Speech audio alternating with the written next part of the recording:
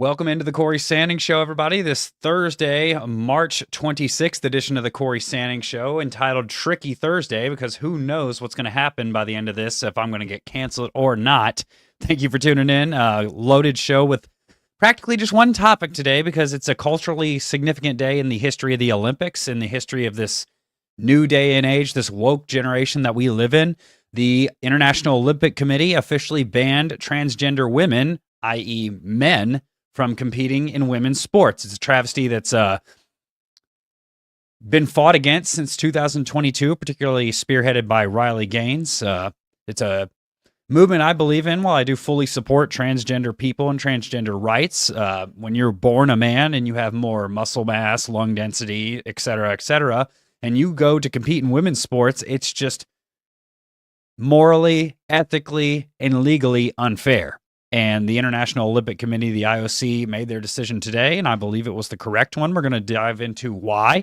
This episode is brought to you by my friends at VIP Play Tennessee. Those of you that are looking to bet on some March Madness, make sure you use code CORYTN, that's CORYTN, for $100 in bonus bets on your first $20 wager. We'll get into that here in a second, too. But welcome into this edition of the show.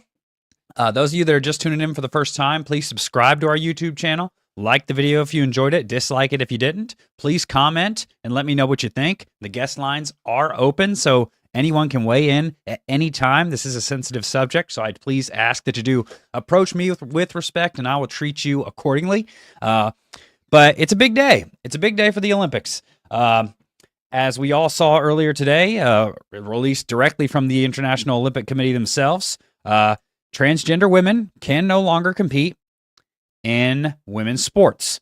The new policy explains that for all disciplines on the sports program of an IOC event, including the Olympic Games, and for both individual and team sports, eligibility for any female category is limited to biological females. Now, while I previously said I do fully support transgender people, I fully support their rights to exist, I fully support their rights to not be judged, this is something that needed to be addressed because it is biologically not fair. The article goes on to say eligibility for the female category is to be determined for the first instance by the SRY, the male development gene, screening to detect the absence or presence of the SRY gene. Those of you that have heard recently Iman Khalif, the male boxer that competed against a female and completely demolished her, tested positive for this gene, which would disqualify her from any of these competitions moving forward. Based on scientific evidence, the IOC considers that the presence of the SRY gene is fixed throughout life and represents highly accurate evidence that an athlete has experienced male sex development. Now, for those of you that have been living under a rock, male sex development typically means you have larger lung capacity, we have more muscle mass, more bone density, we're made different. We have higher testosterone levels. Men are made to be the hunter-gatherers. Females are made to be the nurturing home caregivers. Biologically speaking, scientifically speaking, females are not as strong, fast, or quick as men. They're just not. It's not shitting on women's rights. It's protecting women's rights because they shouldn't be going up against men in these sports. This isn't field day at elementary school. This is the Olympics. Same thing with professional sports and how soft they've gotten. This needed to be addressed, and I'm so glad they did it. The article goes on to say, furthermore, the IOC considers that SRY gene screening via saliva, cheek swab, or blood sample is unintrusive compared to other possible methods. Obviously, you can just get swiped, swabbed, and you're going to be all right.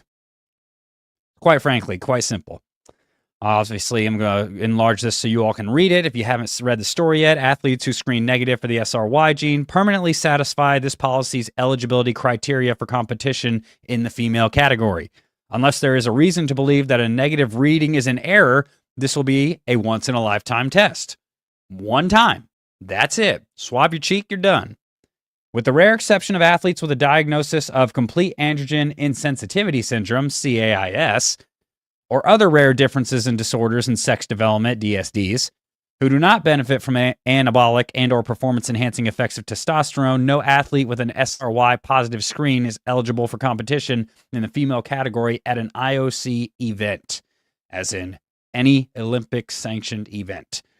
Athletes with an SRY positive screen, including XY transgender and androgen-sensitive XY DSD athletes, continue to be included in all other classifications for which they qualify. For example, they are eligible for any male category, where they belong, including in a designated male slot within any mixed category, any open category, or in sports and events that do not classify athletes by sex. Personally, like I said, I started the show off by blatantly and clearly stating, for those of you that don't get your panties in a wad, no pun intended, this was the right decision. In what world does someone that's born with more muscle mass, more bone density, more lung capacity deserve to be competing against elite female athletes that have worked their asses off their entire life to get where they're at? And I think all of you know the example I'm going to bring up here in just a second. She's actually one of my favorite advocates for this because it's, like she said, protecting women's rights. And like I said, if those of you that do not know who she is by now, I'm just going to I'll let you guess. But this was the video that the IOC put out today that coincides with this story, in which they explain in detail why they made this policy. Here we go. Today, we, the International Olympic Committee, have published a policy on the protection of the female category. I understand that this is a very sensitive topic. As a former athlete, I passionately believe in the rights of all Olympians to take part in fair competition. The policy that we have announced is based on science, and it has been led by medical experts with the best interests of athletes at its heart. The scientific evidence is very clear. Male chromosomes give performance advantages in sports that rely on strength, power, or endurance. At the Olympic Games, even the smallest margins can be the difference between victory and defeat. So it's absolutely clear that it would not be fair for biological males to compete in the female category. In addition, in some sports, it would simply not be safe. Every athlete must be treated with dignity and respect, and athletes will only need to be screened once in their lifetime. There must be clear education around the process, with counseling available alongside expert medical advice. The IOC recognizes the importance of widespread participation in grassroots and recreational sports programs and the impact that sport has in society. However, the Olympic Games has a focus on elite sport, and in elite sport, we must ensure the fairness, safety, and integrity of all competitions within the Games. I know that there will be many questions, and the IOC will work with all of our stakeholders to address these over the coming months. Publication of the policy is just one step in the process. There will be much more information to come. And honestly, they don't need to put out any more explanation. Nobody should be upset by this. It's common sense, which we seem to lack a lot of in this world. And of course, Megan Thee Stallion decides to pop up on an ad that I did not plan on playing. But yeah, we're missing a lot of common sense.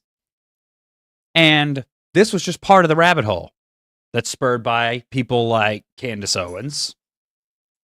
People that believe that because we want to be fair to women athletes, that is transphobia, because we don't think that a man who placed 12th place in a relay race should get to come to the female relay race and place first, second, third.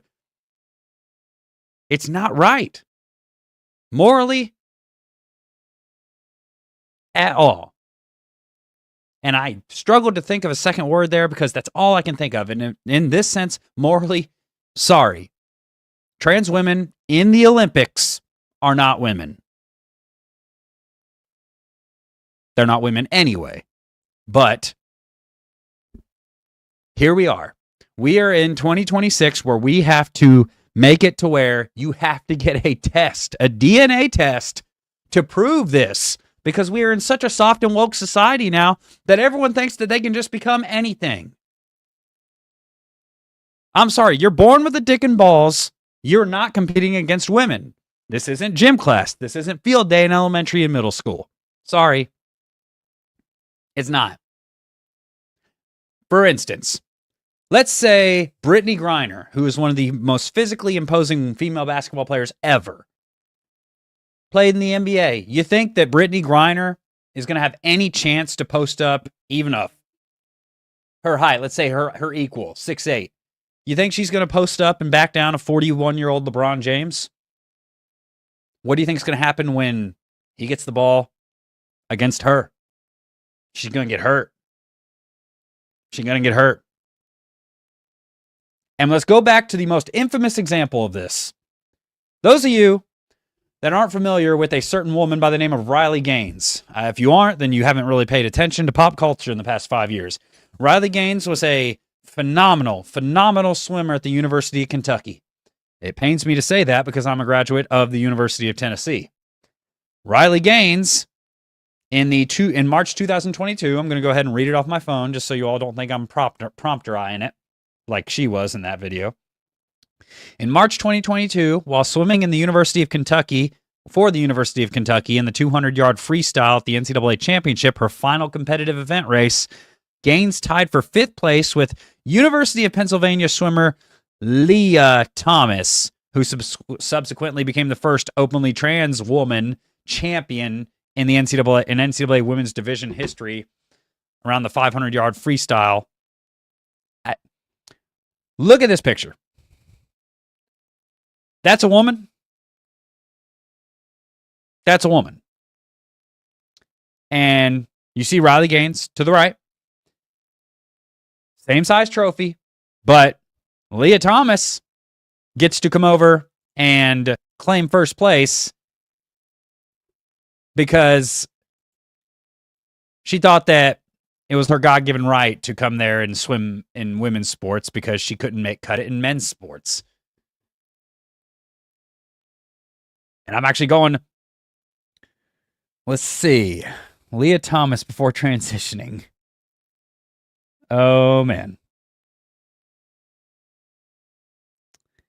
Leah Thomas before transitioning in 2018-19 season was ranked 554th in the country in the 200 freestyle, 65th in the 500 freestyle, 32nd in the 1650 freestyle, and the highest when it was he, ever got one time was 5th in the 200 freestyle.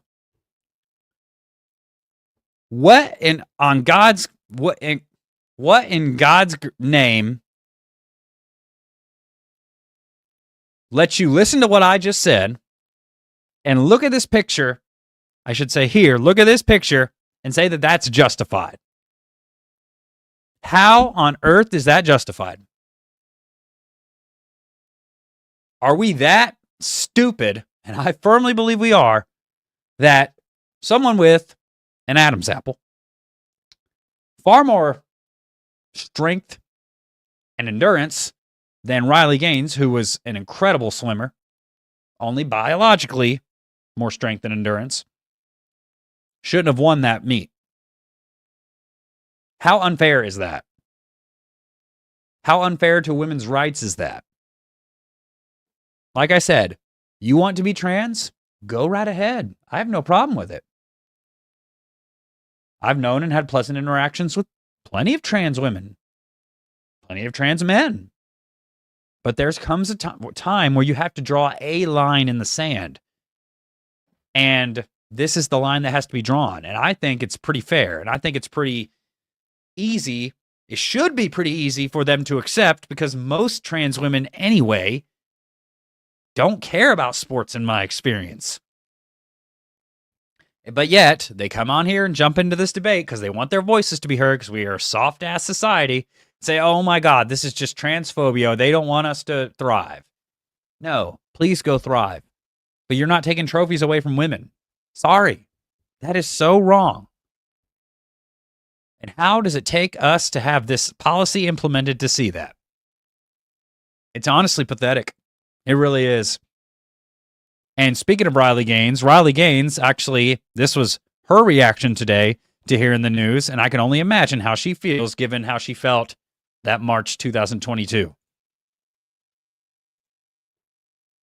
The International Olympic Committee just released their new policy banning men from competing in women's sports at the Olympics. Obviously, this is a win for Team Sanity. This comes after the whole boxing fiasco last year where two male athletes won Olympic gold medals in the women's division in their respective weight categories. Their new policy is basically foolproof because they are requiring now a sex verification test, as opposed to resorting to things like birth certificates or other forms of identification that can be made fraudulent. Birth certificates can be changed to reflect something that is not accurate in 44 states and across the world. The IOC is now requiring a once-in-a-lifetime test, ultimately testing for the SRY gene. This is only expressed and present in males. Biology does not lie, chromosomes do not lie. Inevitably, people will say that this is incredibly invasive.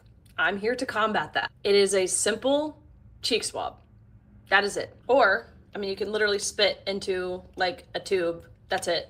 It's not invasive, it's not intrusive, it's cheap, and it's accurate. What is far more invasive is the drug tests we had to take in college, which of course I never complained about this. I understood why this was necessary, but you would go into a bathroom stall, someone would be watching you, like standing in the stall. You would pull your pants down, lift your shirt up, do a 360 spin, and pee in a cup while someone's watching you. That's far more invasive than a cheek swab. I was a college athlete during COVID. I remember getting my brain tickled by a Q-tip. Far more invasive than a cheek swab. This sort of testing is long overdue, and I hope that we see other sport governing bodies, i.e. the NCAA, follow suit.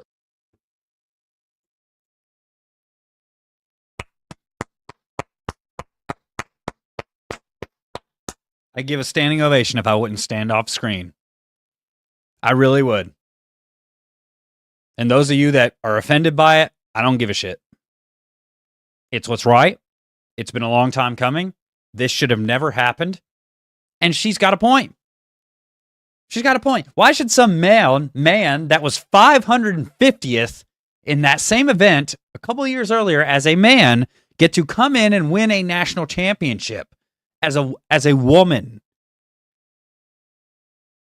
Case in point. Here's another. You might not remember, those of you that aren't on X and aren't on the fitness community like I am, there was a issue at Gold's Gym in LA. A woman was in the locker room changing, and a transgender woman came up beside her and began stripping. Obviously, genitalia was revealed. She was not comfortable with this. What did this trans woman end up saying? Oh, every woman likes to see dick. Shut up. That's almost verbatim quoting this trans woman. Turns out, Gold's Gym ended up banning them both, which was ridiculous because she wanted her privacy. That person was a convicted convicted abuser. He had broke his ex-wife's jaw, was convicted for it, and once she left him, he transitioned to a woman and took on her name. And we had people standing up for this person. That's transphobia calling that out? Is it really? Or is it just common sense? This is why, where the hell are we going as a society? Really? Where are we going? We have participation trophies in professional sports now, basically. We have men competing in women's sports. We have every single little league saying it's all about having fun. It's not about winning. Fuck that. It's about winning. You don't want to win? Don't play sports. Sorry. Teaches character, teaches moral development, teaches teamwork, camaraderie, cohesiveness, because you all are coming together for a specific goal, acting as a well-oiled machine. How is that not a great lesson for the youth of today? Whatever this generation called, what is it, Generation Alpha, Gen Alpha? Now that Gen Z is finally out of the limelight, thank God. But they're the ones that are spurring all this bullshit. And no, those of you wondering, I'm the very last of the millennials, and I have proof of that, actually. Never thought I'd say I was proud of that. I remember back in the 2000s, oh, you damn millennials. Heaven help this country when you all take charge. Heaven help this country when the next generation takes charge. And it's people like that support this nonsense.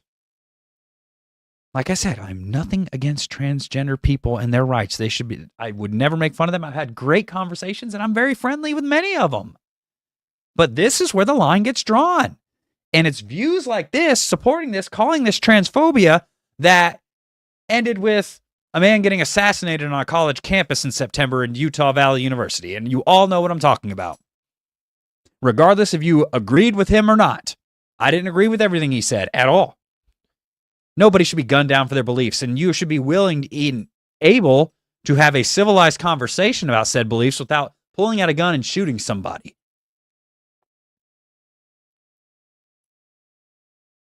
Tell me I'm wrong. Tell me I'm wrong. And those of you that disagree with me, I just question your sanity. Really, I do. This policy is a cheek swab. Like Riley just said, would you have liked to have gotten piss tested like that? I don't think so. I don't think any of us would. I don't think it'd be fun for a single one of us to have to go through that. But at the end of the day, the IOC did what was right. And I think if we keep going in the right direction as a country, as a society, as a world as a whole, this will just be a blip on the radar. But will it actually be a blip on the radar because we have idiots online that promote this stuff for money, that use this as propaganda to further their bullshit narratives? What are we really even talking about here? Oh, as you cannot tell, I am very, very, very, very, I have very much been longing to talk about this. And now that I have my own platform, I can say whatever I want. I have no corporate overlords hanging over me. And I gotta be completely honest, man, if you disagree, that is fine. Totally fine. I am open to a conversation because there's a link at the pinned comment for you all to call in and give your opinion. You got 60 seconds unfiltered. If you disagree with me, tell me why. Tell me why I'm wrong. I'd love to have a debate. I'd love to have a debate. It'd be very fun. Or let me know in the comments. I don't care if you think I'm an idiot. I covered college athletics for 6 years. I saw all the ins and outs. Sorry, no woman belongs in a man's locker room. No man belongs in a woman's locker room. It's just the truth. How? Oh, yeah. Definitely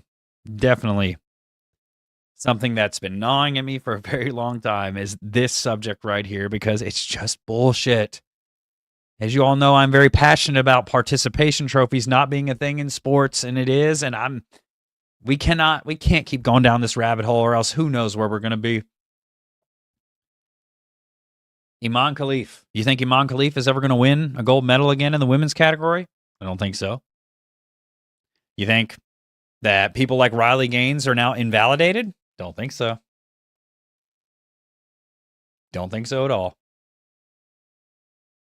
And quite frankly, the IOC probably sat down and this was probably a 30-minute to an hour conversation. Listen, this test is coming. It's going to be non-invasive. It's going to be once in a lifetime. And it's going to be easy to do. That's easier than a pre-employment drug test for a 9-to-5. I had to go piss in a cup for my 9-to-5. Cheek swab, much easier. Much easier. I guarantee you, watch social media over the coming weeks, particularly when we get near the Olympics. Oh, gosh. It is going to be a madhouse. Everyone's going to be transphobic. Everyone's going to be fascist. Everyone's going to be blah, blah, blah, blah, blah, blah, blah.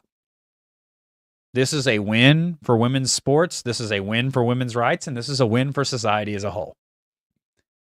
Trans people can thrive in their environment. And who knows, maybe one day we'll have a trans category. Who knows? Trans men and trans women. I don't know. But It's a step in the right direction. It's a step in the right direction. And I think that the more we come towards that and come together as a whole, say, hey, okay, fine, just don't compete in women's sports. That's one aspect of life. So be it. You know, it's like me. I came to the realization at a very, very young age that I was not going to the NFL and I was not going to the NBA. Why? Said it many times and I'll say it again. Wasn't good enough. Didn't put in the time. Was a lazy gamer nerd. Until, high school I tried, but I didn't put in enough effort. Definitely didn't dedicate to my fitness like I have in the past 5 years and like I'm rededicating to now, if those of you that have seen my personal channel in the first video there. It's just, oh my.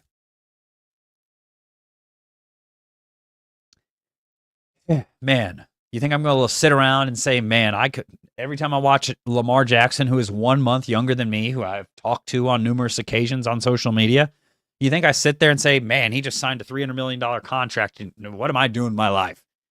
I've said it a few times jokingly. I mean, I'm like, dude, what the hell am I doing? But I realized that I just wasn't born with that gift. I have this gift right here. And this gift right here, who knows if it'll take me anywhere. I'm going to try. Definitely been trying. I've been working hard behind the scenes over the past couple months, revamping this show and getting into a much higher production quality. And of course, I do have to mention, for those of you yesterday, I do apologize for the final segment of the show, final couple minutes being muted. Unfortunately, we had a technical malfunction to where my mic was muted and I didn't realize it. I do apologize for that. But it's, man, there's one thing I could think of doing. There's one thing that I could think of doing when this news came down. And obviously, like I said, I keep up with the news and I keep up with my 9 to 5, but at the same time, all we need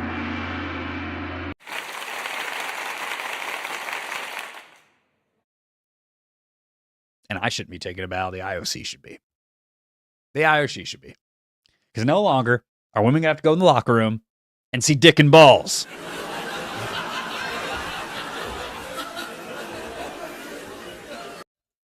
The fake audience think it's funny. I do too. But let me know what you all think in the comments. That brings us into today's sponsor. The sponsor for today's episode is VIP Play Tennessee, Tennessee's newest sportsbook app. Obviously, March Madness is going on right now. My Tennessee Volunteers are in the Sweet 16, have a chance to go to the Elite Eight for the third consecutive year. And you can get on here and you can win some extra money just by supporting the show. Go to Go to VIP Play TN, download it in the App Store, create an account, make a deposit, place your first bet. Place your first bet with the code CORYTN, that's CORYTN, and you'll get $100 in bonus bets for your first $20 wager. Now, the $20 wager has to be placed on one event. Can't do it across multiple 555. One event, and then you'll slowly see over the course of an hour those bonus bets trickle into your account so you can win extra money. In fact, I've had several people flip their $20 into $300, into $400. In fact, one person made $4,000. And you'd be supporting the program by doing so. So that's code CORYTN on the VIP Play TN app. Please go download it. Please make an account. Use the code. And happy betting. Make sure you do it responsibly, though. Obviously, there's a hotline if you can't. Now, that brings me into an open-ended segment of the show. I haven't had one in a little while because it's been mostly a lot of back and forth sports-wise. But at the end of the day, this is just a fantastic day for sporting events. So I figured we could try to stay a little bit lighthearted. And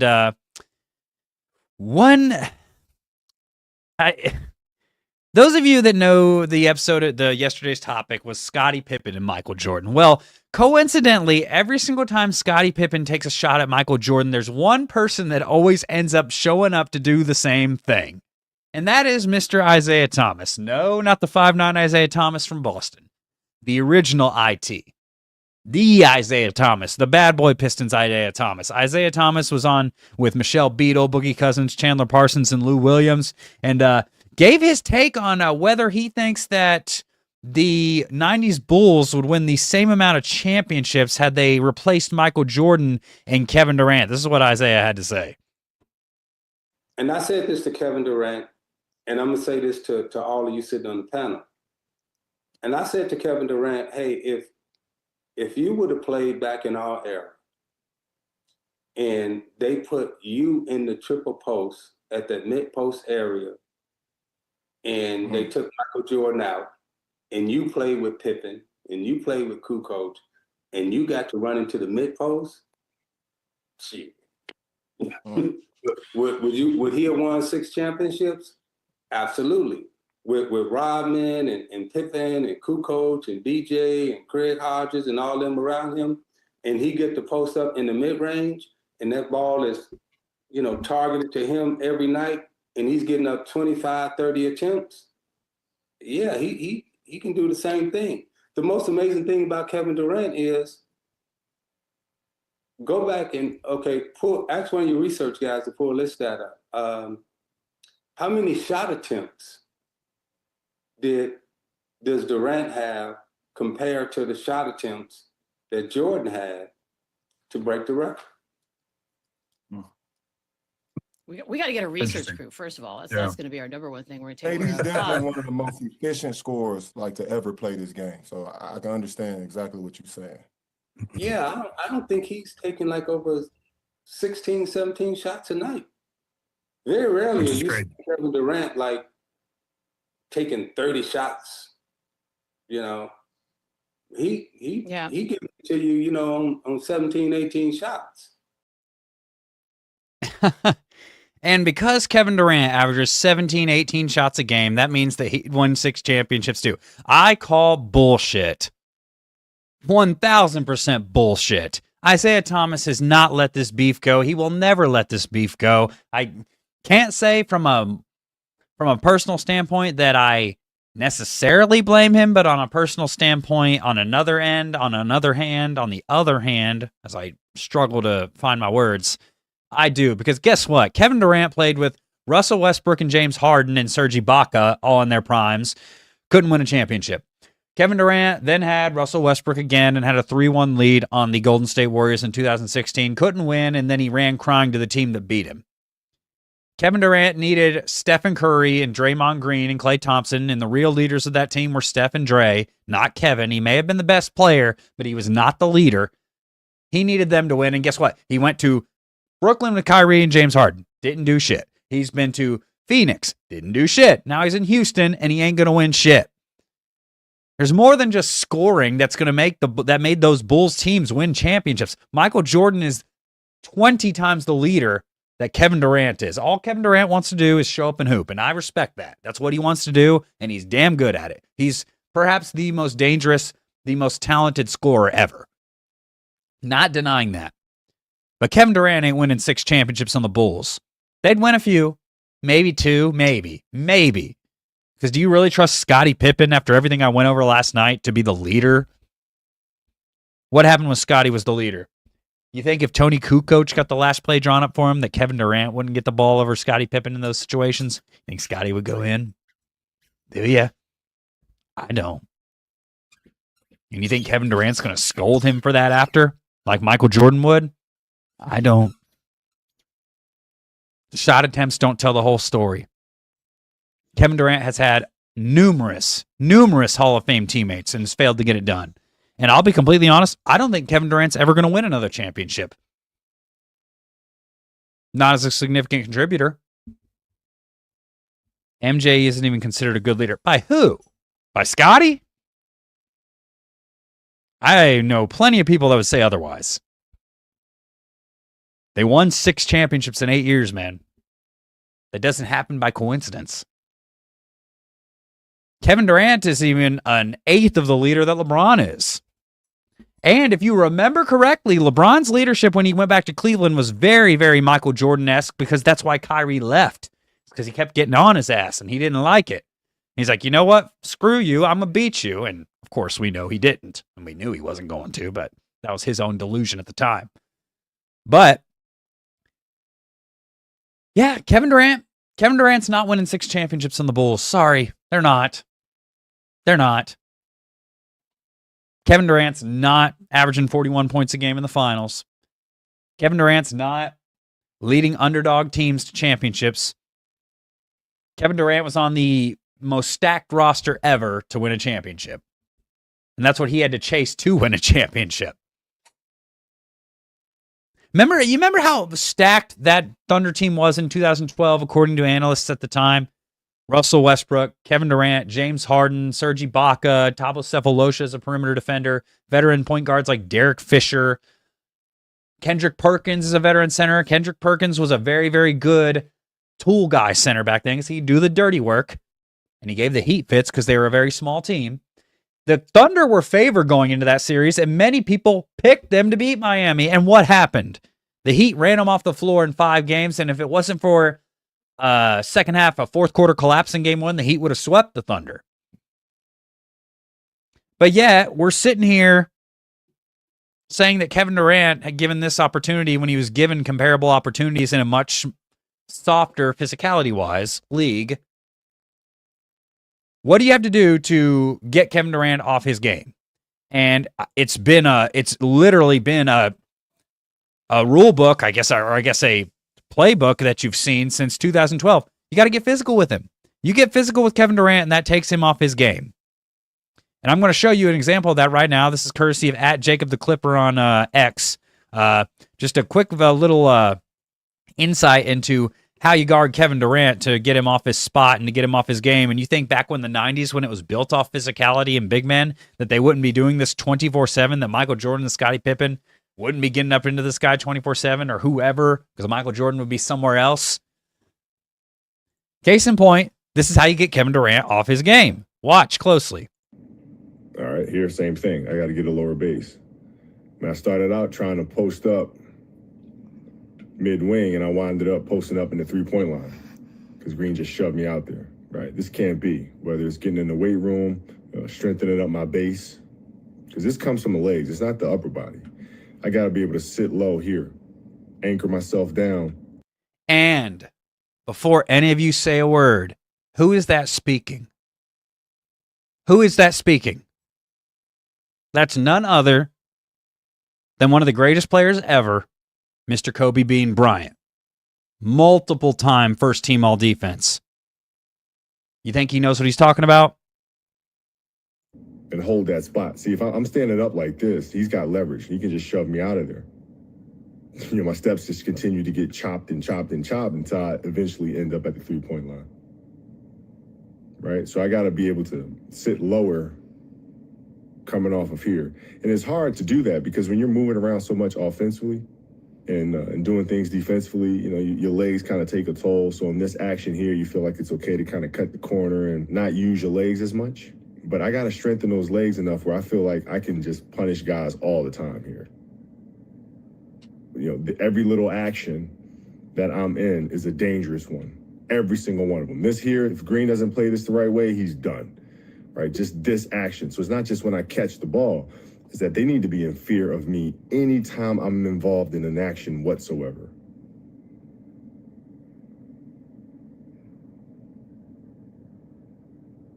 You see how easy it was for Tristan Thompson to push him off his spot right there and how he had to give up the ball? Or how he had to reset and try to get Kevin Love on him? Again, here, same thing. Right? My teammates got to be able to know that here, I'm going to make the right reads. I'm going to make the right passes. Instead of looking for my own sugar here, I got to be able to say, okay, I'm the best passer here in the game. Right? There's nobody that can pass the ball better than me from this spot. And what happens? Kevin Durant goes back to half court with the ball because he doesn't know what he's doing because everyone's getting physical with him. And you think that wouldn't be the rule book on him in the 90s. There wouldn't have been Jordan rules. There would have been KD Durant rules because he would have been so easy to throw off his game. He'd have still gotten his because he's Kevin Durant. He's Kevin bleeping Durant, as we call him. But, yeah, what are we talking about here? Isaiah, let it go. Let it go, man. You know Mike doesn't like you. We know you don't like Mike. So what if he called you an asshole? You know how many times I've been called an asshole? And I'm not a 2-time NBA champion. I'm not one of the greatest point guards ever. Who cares? Let it go. It was 30 to 40 years ago almost. 20 to 30. I won't give you that many years, IT. Let it go. This man of course, says this shit all the time. And of course, all the LeBron fans, and I have nothing against LeBron fans. I love it when people say that just because I said LeBron's not the GOAT that I put Kobe above him. Love you, Kobe, but no. Yeah, I don't know. And for those of you then in the chat that said that it's because he blocked him from the Olympics, it wasn't just him. It wasn't just him. It was many other players, including Scotty, including John Stockton, including Patrick Ewing, including Charles Barkley. None of them wanted IT on the team. Wasn't just Mike. A lot of them didn't. Isaiah should have been on the team. I am with you on that, but can't blame one person. Because at that time, Michael Jordan, while he was the biggest commodity and he was the best player, I mean, he'd only won one championship. He didn't have more say-so in the league than Magic Johnson and Larry Bird. They were both on that team at the time. Isaiah just needs to let it go. It's been so long, really. And like he said, he got the best of Michael Jordan more often than not because Mike was still a baby and had no teammates. What happened when he got teammates? And if Scotty hadn't had that migraine and sat out Game 7 in 1990, the Bulls would have gone to the finals a year earlier. And then what happens? Every time the Bulls lost, no matter how much they hated the Pistons, and they did, and the Pistons hated them back, they shook their hands. At least Mike had the gumption to do that. What happened when Isaiah finally lost to Mike? Walked off the floor with 12 seconds to go, was it? 8 seconds? Just walked. They just left the floor like sore losers. Because guess what? That's what the bad boys were. They were sore fucking losers. When they won, they were great. But really, we thought that was the rite of passage to not shake somebody's hand. Even though I've lost before and shaken somebody's hand. That was Isaiah Thomas's quote in The Last Dance. Lost 2 conference titles and then full strength. No, it was actually only 1. But, like I said, in those 2 series that they lost to the Pistons, Michael Jordan averaged more than 30 points a game. And like I said, had Scotty not sat out Game 7 like a little wussy, they'd have won in 1990. And they'd have 7 championships, not 6. Think Kevin Durant's winning 7? Don't think so. Didn't win until the 3rd chance. I just told you why they lost that 2nd time. Because Scotty sat out. I guess they didn't have enough strong enough Advil ibuprofen back then. Or heaven knows what kind of painkillers you could have gotten away with back in the 90s. But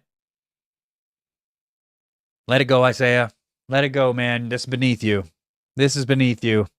It's been too long. You know this shit isn't true. You know it's not. Let Joe Dumars, Bill Laimbeer guard Kevin Durant. Let Kevin Durant go up in the lane against the bad boy Pistons and let me know what happens. Now, at least LeBron's beefy and stocky enough to where we think he could get up swinging. Kevin Durant? No. The only person Kevin Durant ever had the balls to talk shit to was Russell Westbrook because he was 8 inches shorter. Kevin Durant ain't fighting nobody. I'm just being serious. Kevin Durant winning 6 championships, not happening. It took him years to win 1. And the only reason he won 1 was because he made the weakest move by a superstar in the history of sports. In the history of sports. And what happened after? The Warriors won before him and after him. Yeah, you all say they wouldn't have beat Cleveland in 2017 without Kevin Durant. No, they wouldn't have. But Kevin Durant would have never won a championship had he not gone there. Because we now know that Kevin Durant was not the leader. It was the reason why he allowed Russell Westbrook to take so many more shots than him. Kevin Durant won MVP in 2014 primarily because he had no choice but to take more shots because Russell Westbrook was out.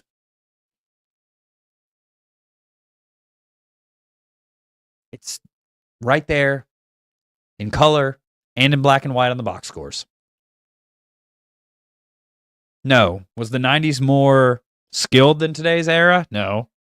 But still an era with skill. Plenty of Hall of Famers, plenty of all-time great teams, plenty of champions. And Kevin Durant would not have been a 6-time one. Sorry. But Overall, y'all, that's all we have for tonight. I do appreciate you all tuning in. If you're just now tuning in, please like the video if you enjoyed it. Dislike it if you didn't. Subscribe to the YouTube channel. Hit that notification bell to be notified when we drop our daily live content.